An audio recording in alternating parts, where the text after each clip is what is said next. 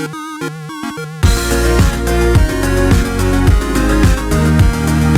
everyone! Welcome to our math tutorial! And we will help you how to find the limit using L'Hopital's rule. Let's go! What is L'Hopital's rule? L'Hopital's rule provides a technique to evaluate limits of indeterminate forms. An indeterminate form has no numeric value. If we say something like 12 over 6 is equals to 2, that has a numeric value. But something like 0 over 0, that does not have a numeric value because we can't have 0 in the denominator. What about infinity over infinity? Let's say 7 over 7 is equals to 1, but infinity over infinity equals to 1 is completely untrue because infinity is not a number. Let's try an example. The limit of e to the power of x over x squared while x is approaches to infinity. Let's try if we can use direct substitution first. So what is e to the power of infinity over infinity squared? E to a very large number is infinity, and infinity squared is also infinity.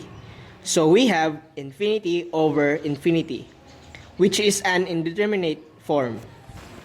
We are going to use the L'Hopital's rule. To figure this out, we can also plug in numbers to find out the answer. For example, e to the power of 1000 over 1000 squared. E to the power of 1000 is a very large number, over 1 million. In other words, infinity over 1 million is infinity. But we're going to use L'Hopital's rule to get this answer. Let's take the derivative of numerator and denominator. The derivative of e to the power of x is still e to the power of x, and the derivative of x squared is 2x. Let's try the direct substitution. E to the power of infinity is still infinity, and 2 times infinity is still infinity.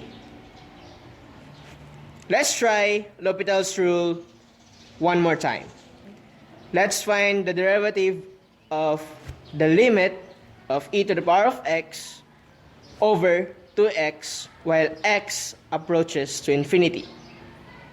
So the derivative of e to the power of x is still the same over the derivative of 2x is 2. So let's plug in the infinity. So we have e to the power of infinity over 2. So infinity over 2 is equal to infinity. Let's try another example. Limit sine x over x as x approaches to 0. If we plug in 0, we're gonna have sine 0 over 0 is equals to 0 over 0. 0 over 0 is an indeterminate form, but we can use L'Hopital's rule. Try plugging a number that is close to 0. Let's say sine 0.001 over 0.001 is equals to 0.9999. Let's use L'Hopital's rule to confirm it.